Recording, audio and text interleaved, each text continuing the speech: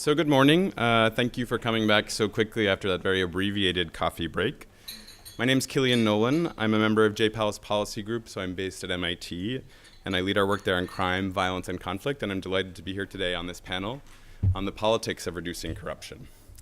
And I think here we're going to pick up on two different themes that came up earlier, both Rohini's remark that the politics of policymaking are a key determinant of development effectiveness, and also some of what Raul was talking about the political economy of trying to reduce corruption and how it can be quite challenging, sometimes brings up effects that we weren't expecting. That's something we'll be diving into in some more depth in this panel. The three academics we have here will each examine in different ways how governance reforms geared towards reducing corruption and leakage are often deeply political. They will look at how introducing transparency, shifting incentives, and offering individual agents more autonomy and drawing on existing embedded social structures can play a powerful role in reducing leakage and improving efficiency and accountability. So I'll just introduce them very briefly, and then we'll get started. Clément Imbert is an economics professor at the University of Warwick and will present findings on how a funds flow reform in India increased transparency, reduced leakage, and reduced expenditure in a government's payment scheme. Oriana Bandiera will present next, an economics professor at LSE, and she'll present on how offering procurement officials in Pakistan greater autonomy and performance-based pay played a role in reducing corruption there. And then we'll turn to new research by Sara, an economics professor at Bocconi University, who will present research that she's working on right now in the Democratic Republic of Congo that examines how age sets, a traditional structure that links age cohorts through initiation rituals, may play a role in improving accountability there. Finally, we'll have some discussant remarks from Peter Evans, who leads the Governance, Conflict, and Social Development team at DFID. So with that, I'll turn it over to Clément to start.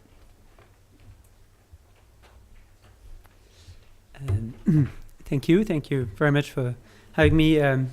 Thanks for, to JPAL IPA and the Governance Initiative for organizing this, and thanks for DFID in general for the support to the initiatives, also for the support for the project I'm going to talk about right now, which was funded both by IGC and 3i, so indirectly.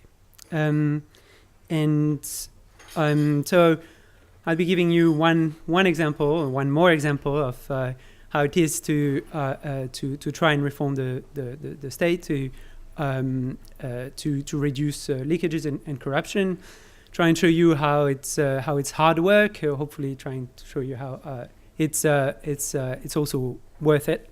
This is joint work with Rohini Pandey, who is here, also with Abhijit Banerjee, Esther Duflo, and Santosh Matthew, whom, if you don't know him yet, you're going to hear about him in this presentation.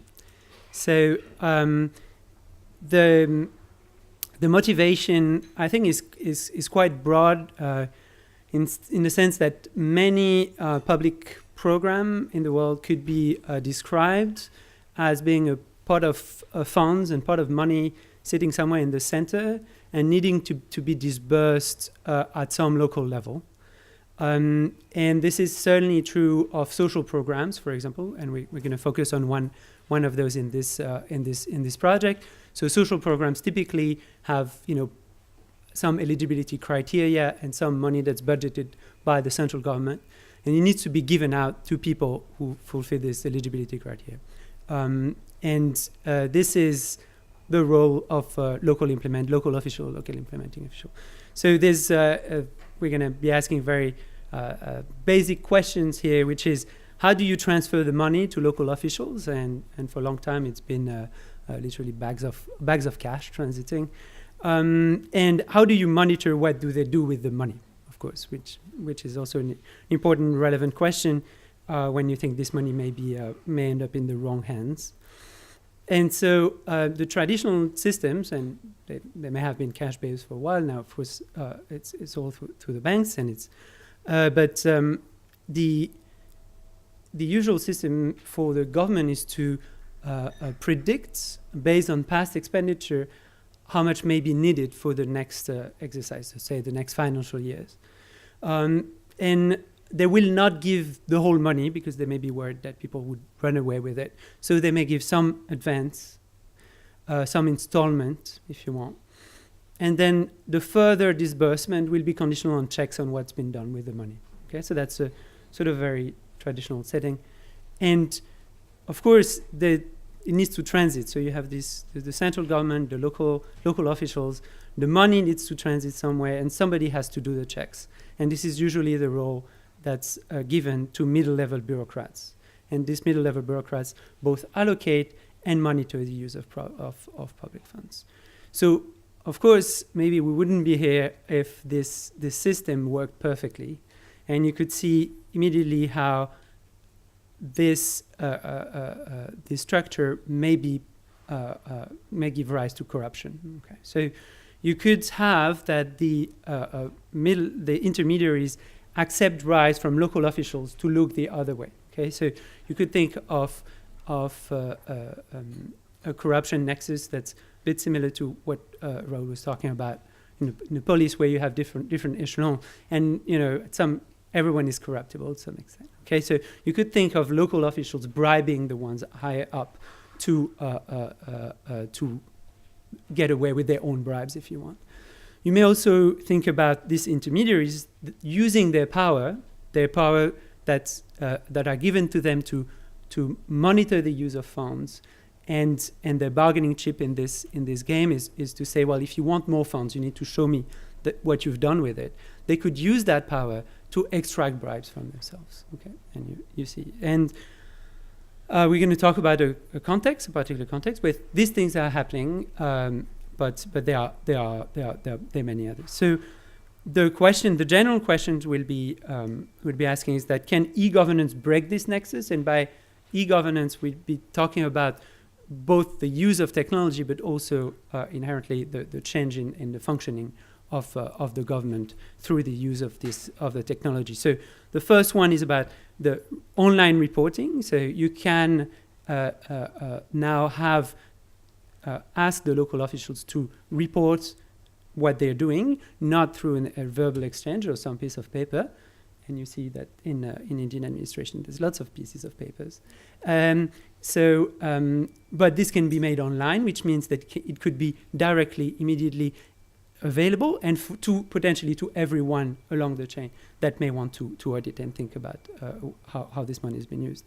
But the other thing that can be done is that online banking, and so the use of the linking of this platform or reporting to a system of funding, to a system of financing, of fund transfers, allow the funds that the central government gives to the local officials to be directly linked to the reported expenditure. Okay, and so this is both purely, maybe technically, if you want, it's a gain. It's more efficient, because instead of giving some advances that they may or may not need, you actually just give them the money they need. Okay, so we're going to talk briefly, because it's not the focus of the talk. It's mostly about corruption, but there are some gains in terms of simple efficiency of funds. Okay, so there's no money sitting on anyone's account. It's a real-time, very smooth fund flow. But of course, the other thing that you can do is that you can take away the power of sitting on the money away from the middle bureaucrats. Okay, so you can have an automatic system based on this. Okay, so the context first. So this is we're going to talk about a social program, and this program is a program that's funded, as I said, centrally, funded by the central government of India, and implemented locally. And this is a very large program. It's 53 million beneficiary households in recent years, so every year in recent years. And the main key intermediary level is the state, and the state have the responsibility to make things happen. So the central government is footing most of the bill. Is saying that's, you entitle every rural household to 100 days of work on public work, and this has to happen. And then the state says, okay, we're going to make this happen, and then at the local level you have people being registered and being given work on these public works. Okay, so corruption is first order, and from the beginning, I think the government of India was very aware of the risk that corruption could. So you were talking about bad press earlier. Since the beginning of this scheme, there's been bad press about how much corruption there is in this scheme, and because there are people who would just want to shut it down, who think it's just a waste. And the estimates of leakages go anywhere between 40, 50, 40, or just 20%. But there are clear evidence of leakages at the global level. And now we've done some part of qualitative work, and we've been talking, for example, to local politicians who won't be playing a role directly in what I present to you. And local politicians would describe to you, it's always easier to talk about corruption of others, a very detailed system of bribe taking at all the different levels of administration that would amount to 20 to 30% of the, and that goes through, and I'll come back to it at the end, to the creation of fake beneficiaries. So a bit like this retired bureaucrats that still get the money. It's the idea that you add beneficiaries and you withdraw money in their name. So the partners that made this project possible were at the central level the Ministry of Finance, that was very much into the development of digital platforms that were both reporting platforms, monitoring platforms, and payment platforms for centrally funded schemes. And at the state level, the Rural Development Department, Government of Bihar, who was supposed to, mandated by the Minister of Rural Development at the center to implement this program. And now I'm going to talk about Santosh Mathew, who's both our co-author, but also was the principal secretary at the Rural Development Department at the time. And he was the man. He was the one who sort of designed, designed the experiment with us and launched it. But I want to keep a bit of effect of surprise on what happened next. Okay, so the reform is the following. It's a slightly less complex graph, maybe that those that you've seen before, but you get the point that the Gram Panchayat, which is the local body, in order to request funds, need to go through the block and the districts and get access to this platform, which is called CPSMS, and then get money from the state pool, and from the fund transfer is very direct in this case. The ones that are not showing up in this graph are the beneficiaries, mostly because the intervention or the reform did not affect payment to beneficiaries that were still being cut a check by the panchayat. But they'll come back to in the end because they are the agents or the main beneficiaries. Okay, so the reform, the main effect of the reform was to cut out the block and the district from the chain of fund requests. So the evaluation, there was 12 sample districts that were chosen to be part of the study, and then there was a random choice of blocks, treatment and control blocks, and that's 33 million rural households living in those areas. So it's a relatively large-scale project, and that's where the timeline comes in. So July, August, everybody gets ready, gets computers in the blocks, and in September 2012, the reform is launched. And by mid-September, Santosh Mathew is transferred, okay? And this just happens, right, in the administration, but this is very important in terms of thinking about sustainability and getting projects to run to the end. Many other things happened. There was a strike. There was the central government said, oh, there's too much corruption in Bihar. We're going to cut the funds for the whole state. And in April 2013, the reform was rolled back, okay? And I'll come back to what happened there, but basically the successor of Santosh Mathew had to stop the reform, and I'll explain to you why. So why? Because the reports that were coming in were very bad. Okay, so and any measure that the principal secretary at the time would have access to, this reform was a terrible idea. Okay, so program expenditures in treatment block dropped by 36%. So within just 7 months, $6 million less went spent on the program.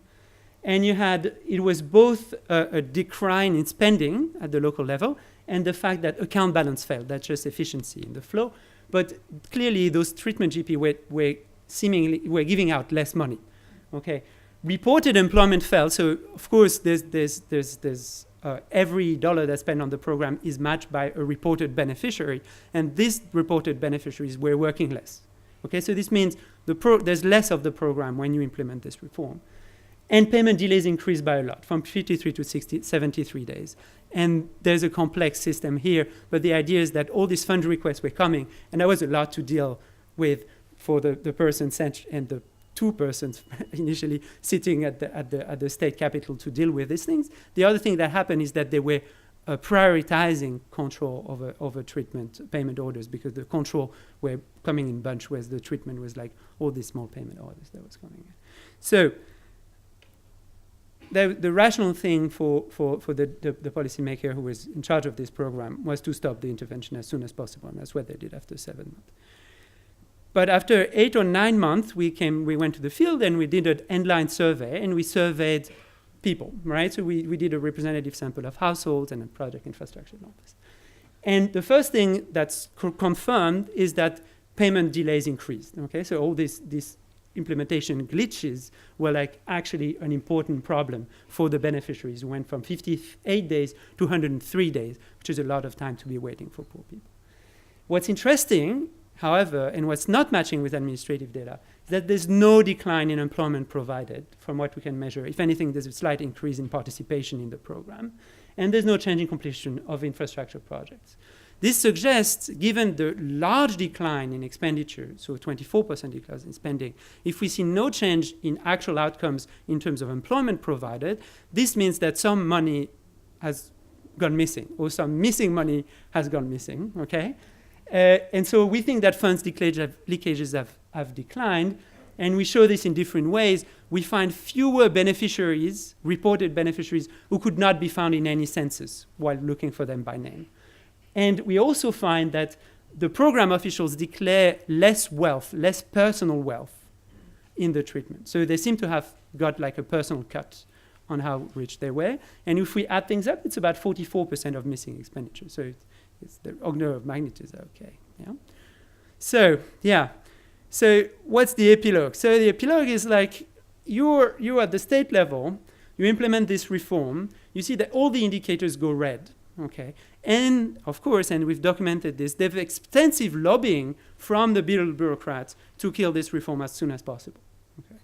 And from what our research then shows, it seems that the program had troubles with the implementation in terms of payment delays, but also leakage declined by a lot, and the people who were complaining the most were people who may have been personally hurt by the fact that we're losing out on bribes. And so what's interesting is that at some point, and that's about the principal agent, you need to go up one level. And who's very interested in cutting down corruption? Well, the central government is, because they're the ones who are paying for this program. And so eventually, through another platform that was developed by the Ministry of Rural Development, and through a lot of lobbying also from Santosh Matthew, who had been transferred to the center, where he could continue his lobbying activity in terms of evidence-based policy. This program that had been tried in different states were made mandatory nationwide. So it's sort of if you want, a happy ending there. And there's we've evaluated that rollout as well. It seems to have had similar effects on decline in terms of reduced expenditure, and there doesn't seem to have increased delays by a lot. But we can't evaluate this very good. So lessons learned. E-governance reforms with poor resources may harm beneficiaries. So this, of course, you need not only, and by resources I don't mean the computers seem to have been there, but you need, of course, like staff to be acting on it. And part of this staff may have an incentive not to make it work. Okay, and that's the other thing with anti-corruption reforms: need strong political support. So that's something we learned. We were convinced that it also needs good evidence, but hopefully you'll be convinced too, to withstand backlash or to come back to like a reform that's been dished later on. And experiments also need champions within the administration to achieve impact, and that's very clear. You need people, from within who understand the challenges and who have, personal motivation to make things happen. So I'll stop here. Thank you. My name is Oriana Bandiera, and I'm going to talk about some recent work that JPAL via the GI program kindly sponsored, and this is joint work with Michael Best, Adnan Khan, and Andrea Pratt. The work is on procurement, and I think that the moment I say procurement, everybody thinks corruption. But also the moment I say procurement, you start thinking about bridges and roads and big construction projects. But the public sector doesn't just spend money on that. The public sector buys pens and computers and cars and pencils. The difference between the two is that the first are custom-made goods. The second are generic goods that a lot of other people buy. Now, if we look at those goods, so a pencil and Post-it in this example, this is not so recent now, but a couple of years ago, I think almost 5 years ago now, the NAO in the UK, the National Audit Office, did a study looking at the expenditure of Whitehall, so I'm in the right place. And they looked at the expenditures on things like paper and pencils and Post-its here. And they found that, I don't know where that disappeared, they found that the Post-its, there was a lot of variation in the price that different public body paid for a pack of Post-it. It ranged from $4.41 to $10.55. Now, when the Guardian read this report, they know that something was off. They went down the road and they bought a packet of Post-it for $1.75. So we have this data. Okay? The Guardian pays $1.75. The most efficient public body pays $4.41. The least efficient public body pays $10.55. The question is why? It's obvious that one packet of Post-it is not going to make a difference in the government budget, but once you add them all up, not just the Post-its, which are sticky, but the pens and the computers and everything else that the government buys, it makes up for a lot of money. I think recent estimates suggest that it's about 8% of the budget of high-income countries is spent on generic goods. So the question that we address in this project is why are prices so high and why are they so different, which is part of the same question. The first issue is that public officials face very weak incentives to save. They are paid a fixed wages, their promotions are based on tenure, and they have no rewards whatsoever for saving money. Instead, why does this go automatically? I'm not touching anything. I just have to speak quicker. So instead, the public officers' actions are regulated. They can only buy from approved suppliers, they can only buy limited specification, and they can only buy on invoice. So the question is, can we get better value for money by rewarding savings, and can we get better value for money by relaxing these rules? Okay. Now notice that the rules are there precisely. Can we do something about this? I'm not doing anything, but I need to. So, do you know? Is the timing? Okay. So, we do an experiment to try and answer. Do you know how to do this? You should be able to end it, to not do a diaporama, right? Sorry about this. That's okay. We'll see if we can take timings off. Ah. Should do it.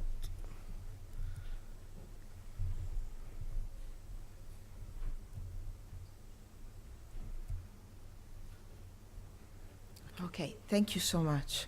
So hopefully we can go a bit slower now. So they have no incentive and they have a lot of rules. They have rules to prevent corruption, but at the same time, these rules can stifle initiative. And the problem with a lot of public officers in charge of procurement is that they are punished very harshly if they don't follow the rules, and they're not rewarded at all if they save money. Okay? So the questions that we have in this project is whether we can get better value for money by giving incentives on the one hand, or whether we can get better value for money by relaxing rules. And as you can imagine, the answer to that question depends fundamentally on what you think the objective function of the public official is. If the public official is a lot less corrupt than you thought, relaxing rules will give him the chance to use his discretion and his private information to get better prices. If, however, he is as corrupt as you thought, giving him a stake in the game, that is, giving him a pay for performance, will work better. To answer these questions, we go to a country which is notorious for its corruption levels, Pakistan. I'm from Italy, so I'm allowed to say this. We previously studied the same problem in Italy, so we kind of knew what we were dealing with. And we collaborate with the Punjab Procurement Regulatory Authority, which regulates procurement in Pakistan, and with the Punjab Information Technology Board, because in order to measure the efficiency in procurement, we need the data on procurement. And if you look at the data on procurement, it looks like this. There are rooms which are typically very dusty and very, very hot that are full of pieces of paper like that. And those pieces of paper are basically the invoices and all the receipt of everything that has been bought by a given public body. So we need to go from this to something that looks more like that, because that's something that we can feed into a computer and run analysis with. Piece of paper in the dusty hot office we can't do much with. So we created an e-procurement system in collaboration with the Punjab Board for Technology. And this is an online procurement system where instead of keeping the pieces of paper in the hot, dusty room, the public officials enter all the details of what they bought, the date, the characteristics, the price, and everything online. So these then magically, so these are all the characteristics of this particular computer, I think it is, that they bought. And this magically gets transferred onto a database, which we can then analyze. So let me tell you briefly how procurement works in Pakistan. It's not very different from any other country. The legal authority is vested in procurement officers. These manage the public bodies, and they're given budget under different accounting heads. They are required to submit all the expenditures to an independent federal agency, which is going to play a very important role here. This is the Accountant General.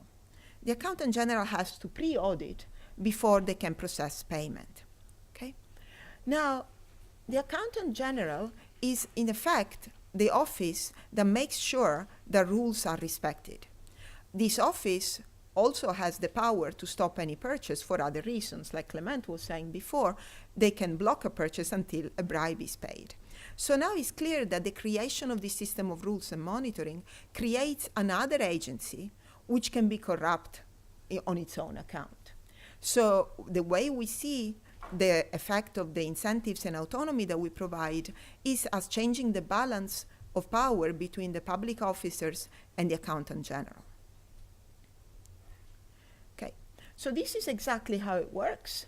The PO receives demand for some goods, he surveys the market, he finds the items, and then he has to send the request for approval to the AG. The AG can sanction the payment or demand more paperwork. Okay. So what do? We recruit 664 procurement officers, and these are in charge of 750 public bodies. There is 36 districts in Punjab, 26 have population, 80% of the population, the other 10 are dangerous to work in, so they're not part of the experiment. And we have 4 departments, which are listed there. We randomize the public officers into 4 groups. The first group is the group that receives pay for performance. The second group receives more autonomy, so we relax the rules that they have to stick by. The third group receives both, so we analyze the effect of the combination. And the fourth is a control group, business as usual. What are incentives? There is an independent commission that twice a year reviews the purchases that they've made and awards one of 3 prizes. A gold prize, which is worth 2 months of wages. So these are very high-powered incentives. Now, all of a sudden, they have very strong incentives to save. A silver prize, which is 1 month of wages, bronze prize, and then nothing to the remaining quarter. The commissioners are a senior private sector auditor and the head of the Punjab Procurement Authority. And then there are representatives of all the departments to make sure that things are done according to the rule. The data on quality adjusted prices is provided by ourselves. In the second treatment, we give them more autonomy. In order to understand which type of autonomy could be more useful, we actually ask them, what do you think? What are the rules that stifle you the most? The first thing they say, well, if only we could have cash, which is the first thing that you expect them to say, right? If only we could have some cash, then we could buy the goods when we see them instead of waiting. And by waiting, only certain vendors are willing to sell on a delayed payment. Then if we could only have the budget released in larger chunks, these are all the things that Clément mentioned. And if we could possibly have a transparent audit procedure, because every time we go into the AG office, we know when we go in, we never know when we come out and how much we have to pay to come out. Okay, so we relax all these constraints. This makes the public officer better able to plan and to save money, but also better able to hide. So depending on whether they want to be more corrupt or more honest, the effects are going to be different. So theoretically, how do we think about this? Well, our treatments affect two parties. One is the accountant general, and one is the public officer. Okay? If they collude, incentives, that is, if they agree on to charge certain bribes and then to split it in some way, incentives will lower the prices, and autonomy will do absolutely nothing. It will do something in the way they divide the bribe, but it will not do anything on the level of the bribe. Okay? If they do not collude, that is, if they operate independently, then the effect will depend on which of the two is more corrupt or lazier. Okay? So if the AG is more corrupt, the effect of incentives is ambiguous. Because on the one hand, the PO wants to save, but the AG wants to extract more, so it's not clear which way it goes. The effect of autonomy, however, unambiguously will reduce prices, because what you're doing is that you're transferring power from a more corrupt agent to a less corrupt one. Vice versa, if the public officer is more corrupt, incentives will reduce prices because we give him better incentives to save money relative to when he doesn't have them. And autonomy will increase prices because now we're giving him a lot more freedom to do whatever he wants. And if what he wants to do is to be corrupt, then prices will go up. And that's the finding. Autonomy reduces prices. Those little bars there, the first bar is a measure of quality of the goods that they buy. That tends to go up, not significant in most of the cases, but it goes up.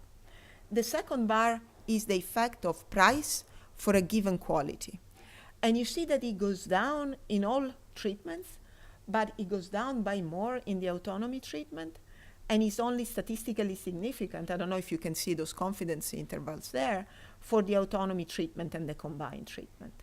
So what we observe is that the autonomy treatment lowers the prices that they pay in general, it improves the quality, and therefore improves the price paid for a given quality.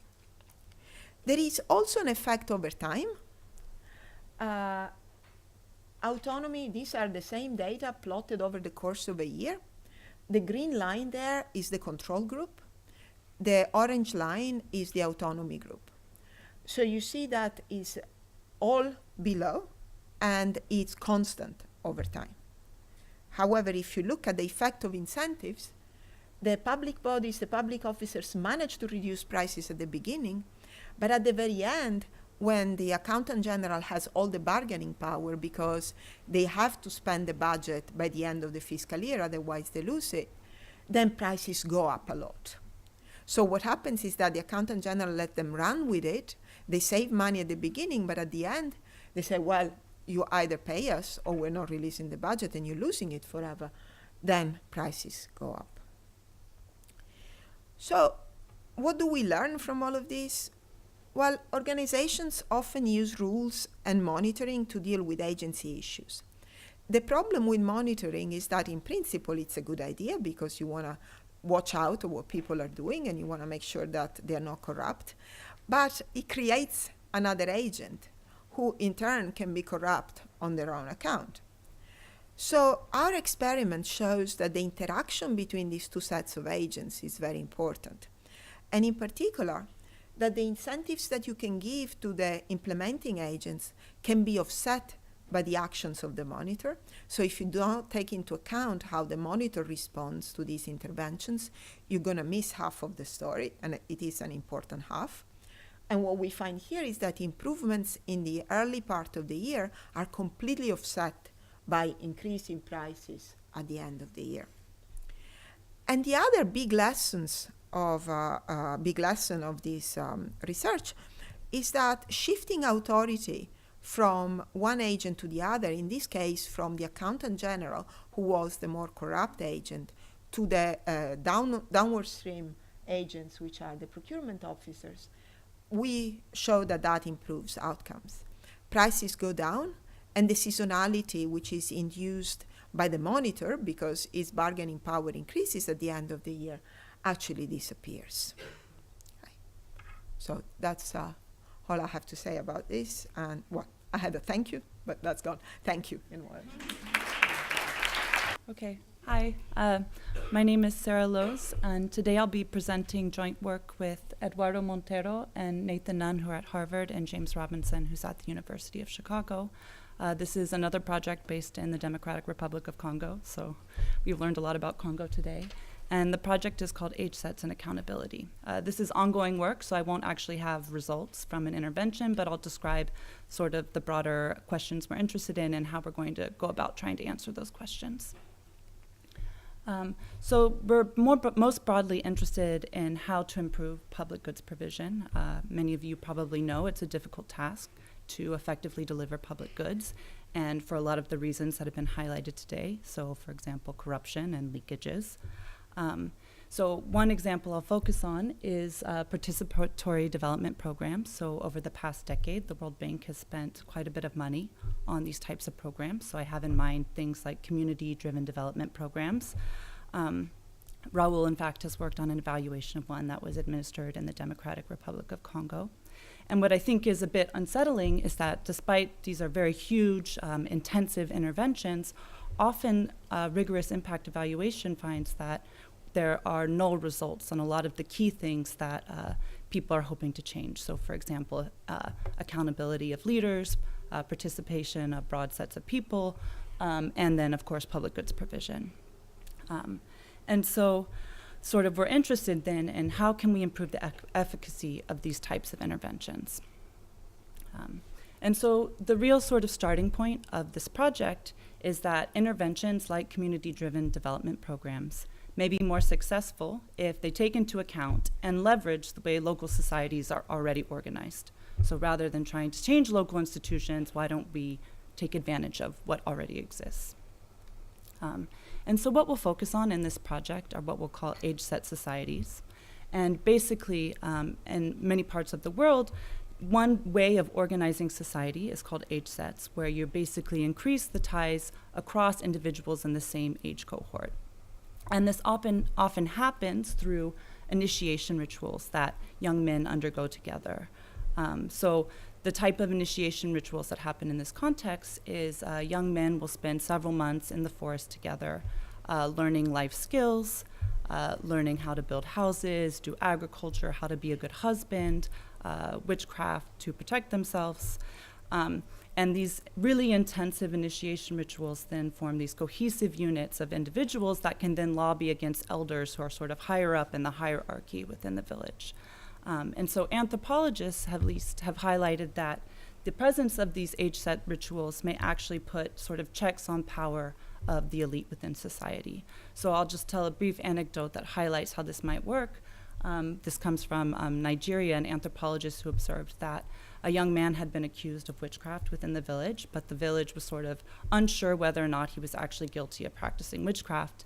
And so members of his age cohort then organized sort of a village meeting so that this could be properly adjudicated within the village.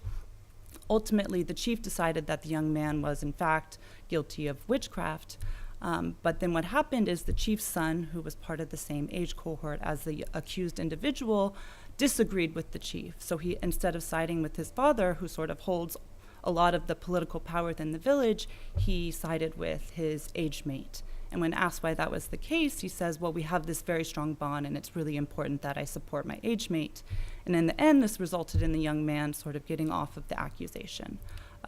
So all of this to highlight that these age sets create this important organizational capacity and then ability to lobby against elders within the community. And so what we sort of hypothesize in this project is that having this particular practice in a society may make the implementation of public programs more effective if they are in fact better able to hold elites within the society accountable.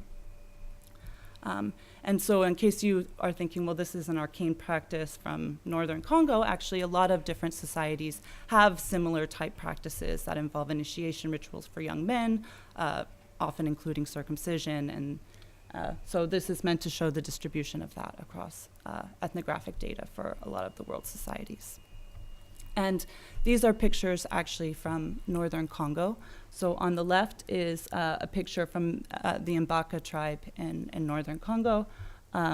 from the colonial era, and then from 2017 taken by one of our enumerators, just showing that this practice continues and is particularly still important in this area. So, like I said, we'll be working in the Democratic Republic of Congo, which has come up quite a lot today. It's a fragile state.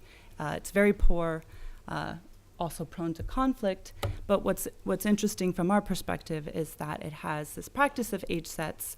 It's a very diverse setting, and then quite a lot of variation in who's practicing this.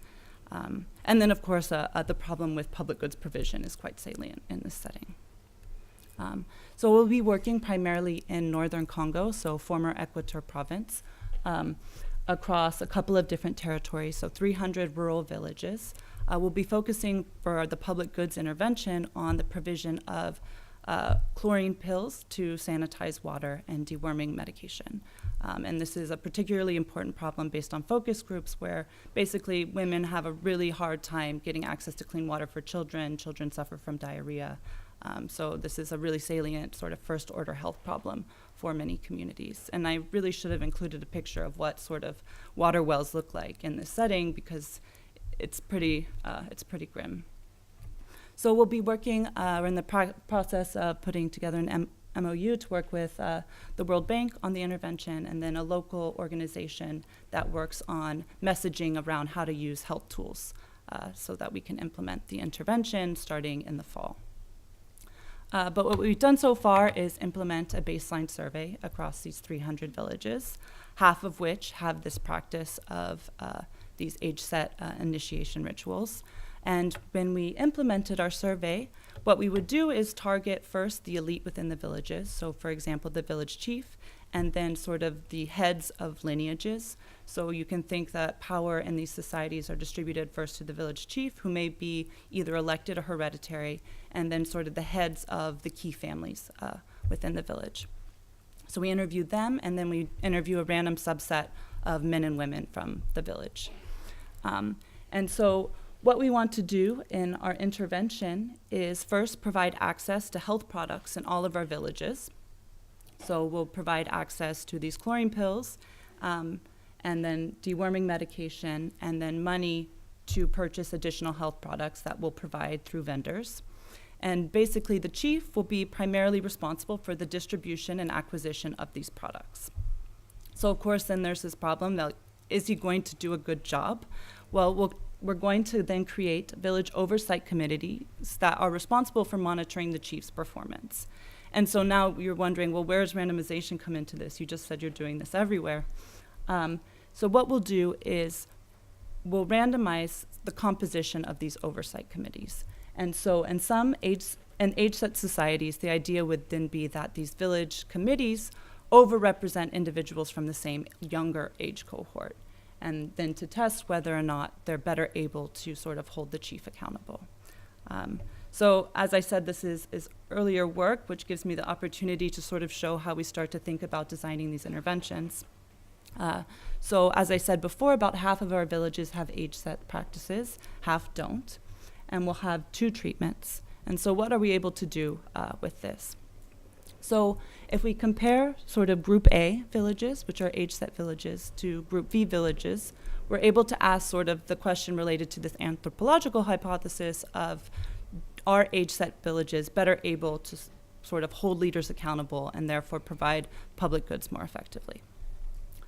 And then if we compare sort of within Group A, so treatment 1 to treatment 2, if we have this sort of overrepresentation of young men who are from the same age cohort relative to a committee that's comprised of maybe a representative sample of individuals, are they even more effective relative to just a committee that's representative? So really sort of leveraging this practice in the implementation.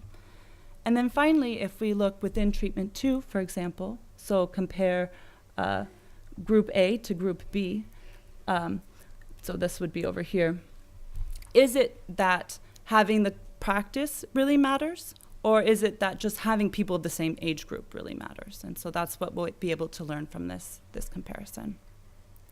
And so just a little bit on our baseline survey results. As I said, we did this in the 300 villages, and we're interested in sort of doing a first pass at looking at are the villages that have this particular practice indeed sort of have better governance outcomes? And so we look at two measures here. The first outcome is sort of the extent to which the chief effectively provides a variety of public goods in the village, and then the share of men in the village that have participated in this particular practice. And so you can see there's a strong positive correlation between the practice of this age-set ritual and the provision of public goods. So it does seem that chiefs in these societies are more effectively providing public goods at baseline. And then the second outcome we look at is how chiefs are selected. So chiefs are generally selected through one of two methods, either an election, though we shouldn't think of the type of election that we practice in other places, more like you have a group of elite people and then you're choosing among those people. Or if the chief is hereditary. So in this case, basically tracing back generations, it's all from the same family. And so what we also find is that in places that practice this initiation ritual, the chief is much more likely to be elected. And we generally think that elected leaders are more accountable relative to hereditary leaders. And so while, of course, we don't have results yet because we haven't implemented the project yet, sort of the types of questions that we're hoping to speak to more broadly is sort of demonstrating that local social organization may have important implications for the efficacy of public goods provision and the implementation of projects more generally, and that we may be able to leverage these pre-existing social structures in a way that makes projects more successful on average, just through very simple sort of adjustments to standard, for example, CDD programs. And then I think this speaks nicely to Alexandra's work in the sense that one concern might be that there's this trade-off between sustainability and representativeness. So in this case, a committee that's representing more men relative to women. So thank you. So, three very different presentations and interventions to add to the three earlier. My name is Peter Evans and I'm the head of the Governance, Conflict and Social Development Research Team in RED, Research and Evidence Division in DFID. That's all I'll say about DFID to avoid any difficult questions at the end. I'll say something about post-its, but that's as far as I'll go. I also head the DFID's Anti-Corruption Evidence Programme, the ACE programme, which generally uses non-experimental methods, but I think has lots to offer in terms of complementarity with what we've heard today. And what always strikes me now in anti-corruption research as we see it is it's largely about other things that are really important, like how government spends money or how services are delivered, and we do virtually nothing on the corruption busting that maybe 10 years ago you may have expected anti-corruption research to be about. So very few people get locked up in our anti-corruption research. It's largely about pushing incentives and changing behaviours and trying to measure change, which we expect will be relatively small but significant, not dramatic and a catastrophic change in national or world order. We don't think we can achieve that. We tried and I think we failed. So quick reflections on the three presentations and then some more general points. And I'll do that in reverse order, if that's okay. So on the Sara and the age set work, when I first heard about this work, my head hurt in terms of applying age sets in accountability in DRC and expecting to measure effects. And I happened to be in Chicago and met Jim Robinson, and he talked me through it even before I was aware that the submission had gone to, proposal had gone to JPAL. And I was trying to think about the work I'd done in Malawi and apply it to DRC, thinking Malawi must have been much easier and DRC sounds impossible. So really impressive work. I think the point that I made, and I think Jim Robinson wrote down, but I'm sure I wasn't the first person to say it, was and gender, in terms of we do lots of work that looks now about going with the flow in terms of structures and elites and trying to not challenge everything while we're trying to find positive development outcomes and equity. And this was the big area that I thought was worth looking at pretty hard. But I think a fascinating study, and I'm hungry for the research outputs, but also just that who'd have thought 5 years ago that so much work would be possible in DRC. And we've heard two today that demonstrate you really can do this rigorous stuff. With Oriana's focus on procurement in Pakistan, this is an area that DFID increasingly focuses on, because so much of what governments do, including our own, including our partners, is spent through public procurement. And it's often boring and overlooked, but that's how money gets spent. And so decisions made in public procurement are so vital. And we have a large program in the ACE program, the Anti-Corruption Evidence Program, which looks at generally bigger data on public procurement and focusing on the whole lot, so from bridges to pencils, but looking for red flags in big, generally World Bank funded procurement. So I think that there's some commonality there. I would say that in our own procurement, oversight and concern about exposure generally slows things down. And also the pursuit of low cost can mean pens that don't work, Post-its that do stick, but I think that's one I brought from home. But as a bureaucrat, the getting stuff and getting stuff done, the getting stuff can be as difficult as the getting stuff done. So I really like the focus there on procurement. And also the sense of actually the incentives, jiggling incentives and not expecting only bad things in relation to human behaviour in corruption studies is worth pursuing. It's not all about safeguards and catching people out. It's also about incentivising what we all do as public servants, those of us in the public sector, trying to do our best within an organisation. And then on Clément, so I followed the NREGA work over the years, including in my own time in India, and I actually tried and failed to support an RCT in relation to accountability in NREGA, and I failed and left the country. Not under a cloud, but I had to leave anyway. But so fascinating work, and I think this thing about unforeseen consequence, sticking with it, and the benefits may not be felt by people at the foot of the chain immediately, but actually who could say no to reduce leakage of that proportion. We had a conversation with the JPAL team and DFID staff yesterday about, well, if you save money by axing ghost workers, would 2% savings be enough? Is it worth it? And I think, well, in our own budget, if someone said to us you could do this thing that would save DFID 2% of its expenditure, would we do it? I think the answer is, I hope yes. As in, so 2% in perpetuity, 2% even in the current year is something to not be messed with. So 20% is just fantastic. Final point on that is the unsung heroes of research. So Santosh Mathew must have a hell of a wide pair of shoulders given the number of DFID research programs that are resting on him. And wherever he goes, he's like, I don't know, like mushrooms pop up. So when he was in the national government, work popped up, including with Rohini. And then in Bihar, where I also had to focus on work, wherever he is, he sort of pulls in people to do radical things and have good ideas and actually see them through. So fantastic. So moving swiftly on, the general points. So I think one is the evolution of research and what's possible now in these prevailing themes, governance, corruption, that we've been pursuing for 20, 30 years. I'm exactly as old as I look. My PhD, I think, preceded the use of RCTs in these fields by at least X years. And we would never have believed that you could do a rigorous randomized treatment anywhere, let alone in DRC or even in Pakistan, Bihar. They all seemed way, way beyond our means. So it's fantastic that we've pushed those barriers. And that's exactly what the GCCI investment hoped to do. So what you did in governance, we want more of that, and crime and conflict, please. And I think from the early conversations, occasionally on conflict and crime, they were a bit pessimistic about how many new trials we'd achieve. I hope we've seen in the 2 rounds that actually it's possible, it's happening, and we can do more. The other sense of evolution during my time in the governance game is, and we touched on this in the earlier session, things that we've always spent money on, interventions that we believed in but had no evidence for their effectiveness. I think I'm quite good at spin and selling, and so previously we would have sold ideas. Putting money directly in women's bank accounts, it's bound to be a good thing. How empowering is that? Very empowering. Actually testing whether women do anything different as a result of that is worth pursuing. The ADR example in the morning, well, we funded, so I also worked in Bangladesh as a Diana, funding ADR through the organisations that helped to create that whole system.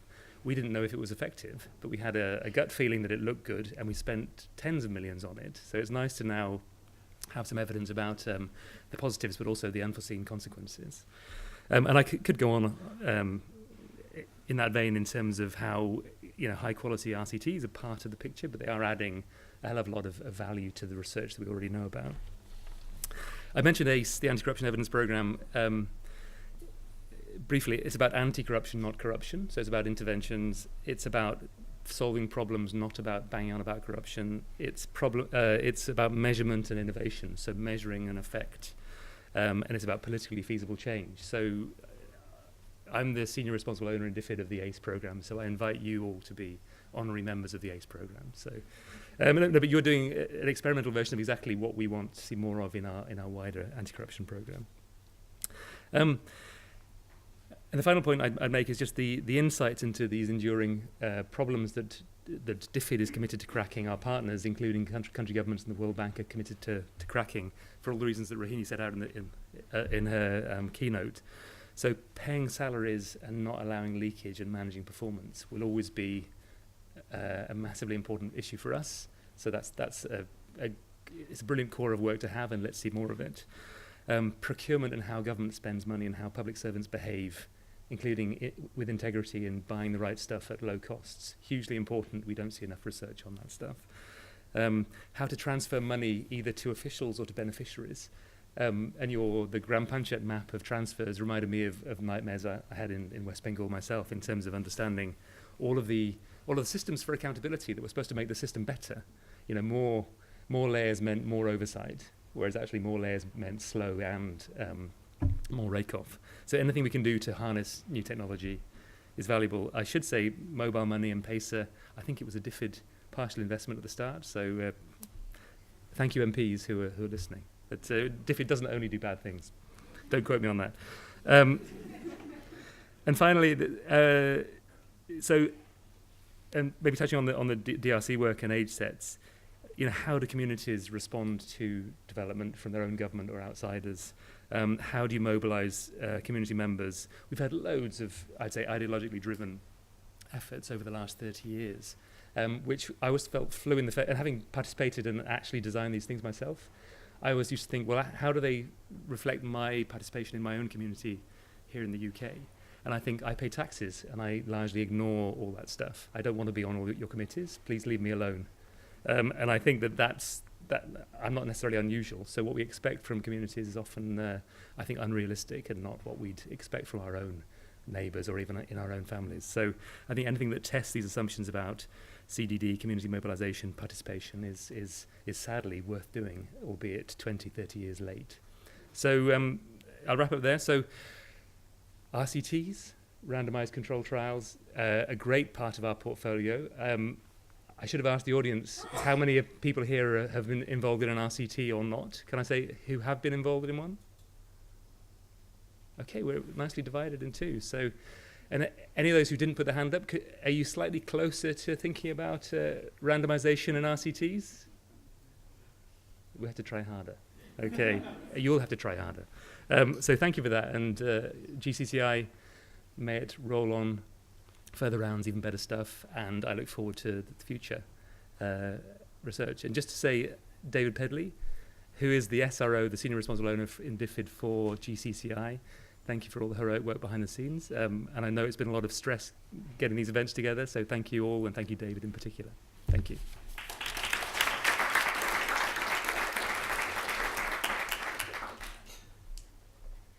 Thank you, everyone. I think we have about 10 minutes for questions, so I'll take maybe 2 or 3 to start with. Would you like to start? Thank you. I have actually a question for Clément and Oriana. Both your studies used sort of improved MIS systems, and as we think about scaling up evidence-based programs, MIS systems can be very important in tracking that the mechanisms of impact hold, or that the assumptions that the RCT proved still hold. And I understand from Clément that there was a elaborate MIS system, but apparently it didn't track outcomes. So is there anything that you've learned about sort of tracking process indicators versus outcome indicators, or sort of where data collection happened? And then similarly, Oriana, do you think there was a role in that improved sort of electronic system in terms of at least determining where the problem is, where more corruption resides, how incentives could be changed in the system? One question back here. Hi, so thank you for all the panelists, and this is more of a question that is probably across for the people who are spoken as well as DFID and GCCR program, is that the conversation is all very much around distribution and controls and looking into impacts. Have the conversation extended to the follow-up second part of the process, which is there is corruption, we have acknowledged that. However, the proceeds of that corruption feed into proceeds of crime.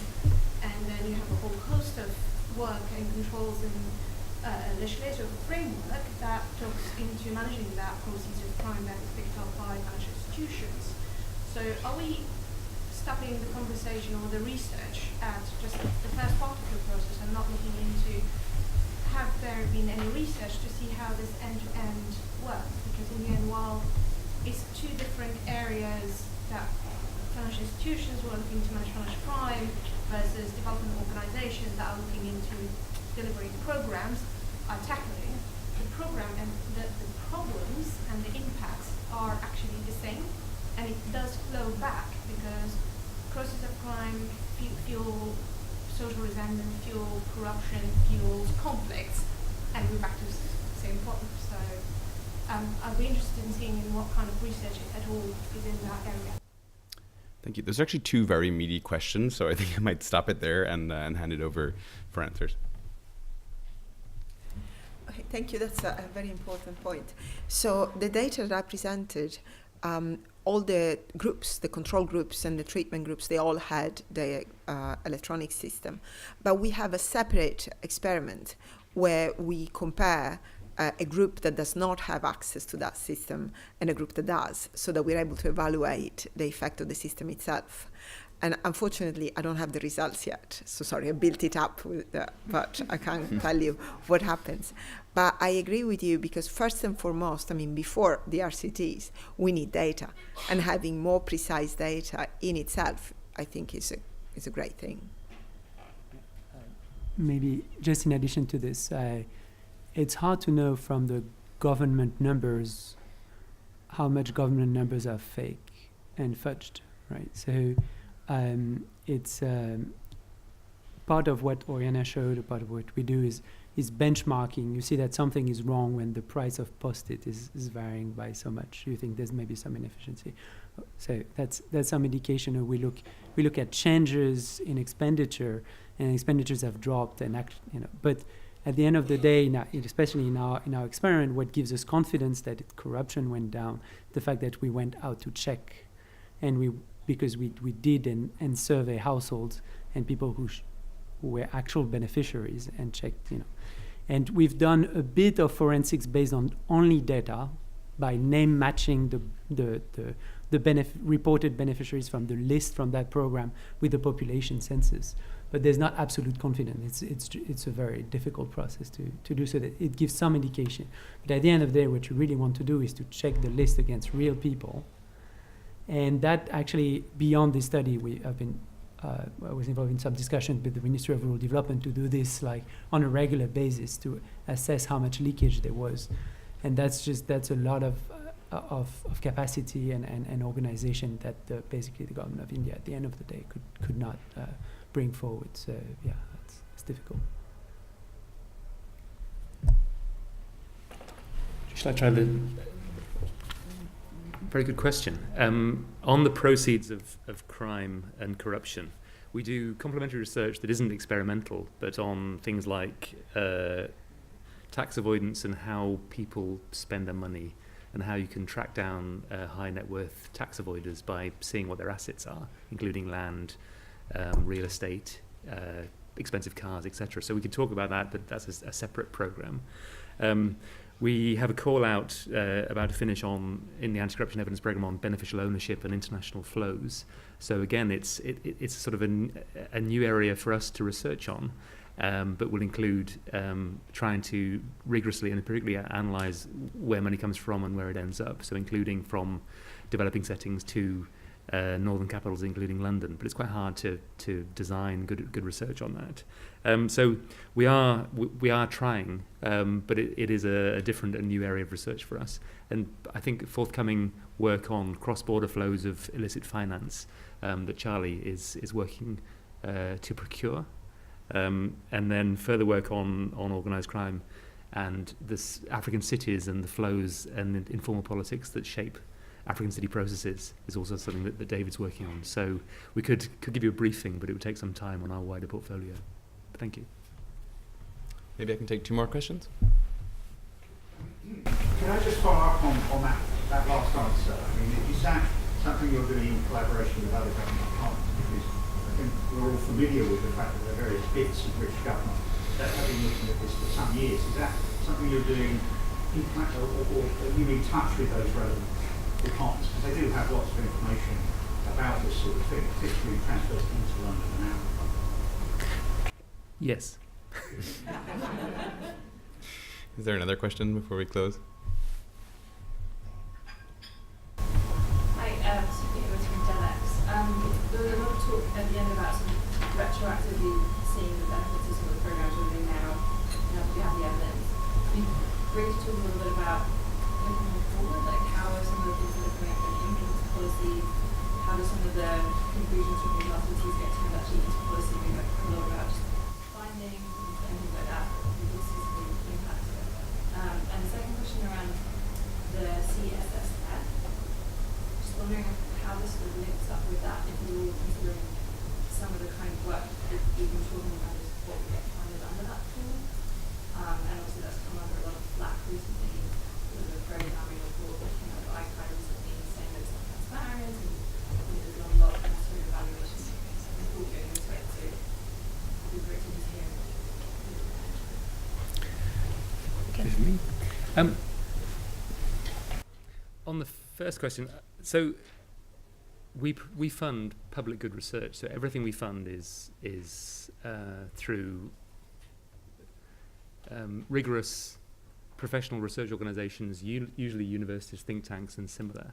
And everything will be in the public domain. So we're not an analytical service for the UK government. We try and service the government's evidence needs, but also the needs of everybody else. So everything is out there, rigorous and in public. I think you can see where our policies in the past have shifted on things like insights on community-driven development and microfinance, areas that we and others invested huge amounts of money in, and we were persuaded and changed as a result of bodies of evidence, including randomized controlled trials. And I can see in JPAL and Partners' current portfolio on things like on the ADR, on the Famble TOC example, these are things that there's a desperate need for interventions in post-conflict settings to help very, very, very vulnerable people. But in the past, we would have funded those things without thinking too much about the different effect on communities versus individuals. And now, armed with that RCT, we'd like to see the similar treatment repeated in other settings. But it's definitely on the minds of our colleagues, not in Research and Evidence Division, who actually plan and spend money on policy and programs. So the machine is, the evidence is being taken up. It's very hard to persuade people in a hurry that they should do a rigorous analysis of evidence or wait for evidence that hasn't happened yet. So we do our best to broker that. But the intent and the effort and the machine is working on making future policy better, including revising things slightly that we've been doing for a long time, but we find out that they don't have all of the effects that we promised. On the CSSF, that's way beyond my current job and my pay grade, so I'm afraid I have to duck that one. Can I add something about the policy effects? So all the RCTs by design are done in collaboration with organizations, might these be governments or NGOs. So often the government or the NGO with whom you've worked will implement the results, will act upon the results. But of course there are cases in which the results uncover patterns which are not so convenient. So in the experiment in Pakistan, the Accountant General was not particularly keen on the autonomy treatment. And it was indeed hard to implement it. So whether they will act on it or not depends, because we've shown that transfers power from one side to the other, and is good for the taxpayer, but it's not good for every party in government. in my experience, whenever the results are uncontroversial, that is, do not impinge on the redistribution within government, these are adopted. Others might or might not. I think unless there's any last insights from the academics on the panel, we should stop here. Apparently the Norwegian Prime Minister is coming in 15 minutes, so we need to have a pretty quick turnaround. So we're going to have a sandwich lunch now for the next hour in the reading room across the hallway, but thank you so much to our speakers on this panel in particular and to everyone.